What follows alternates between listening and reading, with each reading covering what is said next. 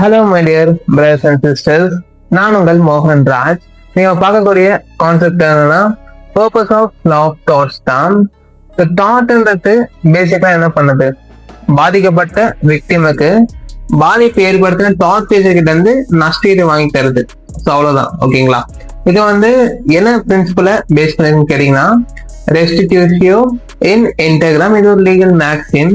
இதோட மீனிங் என்னன்னு பாத்தீங்கன்னா, restoration to the original condition. Example பாக்குறோம்னா, ஒரு நபர் நெக்லிஜென்டா கார் ஓட்டிக்கிட்டு வராது, அங்க டியூ கேரன் காஸ்ட் கிடையாது. இது அப்ப நெக்லிஜென்ட்னா ஃபால்ட் தியரி கீழே வருது. அப்ப எதிர்க்க டூ வீலர் அவரு இடிச்சிருக்காரு. இந்த டூ வீலர் ஓட்டுநர் தினமும் வேலைக்கு போனாதான் சம்பளம்ன்றது கிடைக்கும்.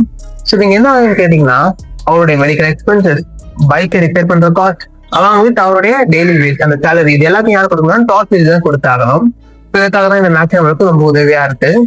இது என்ன பண்ணுதுன்னு கேட்டீங்கன்னா, அந்த விபத்து நடக்கிறதுக்கு முன்னாடி அந்த நபர் என்ன நிலையில இருந்தாரோ அதே ஸ்டேட்டுக்கு அவரை கொண்டு செல்றதுக்கு இந்த மேக்ஸிமம் உதவுது.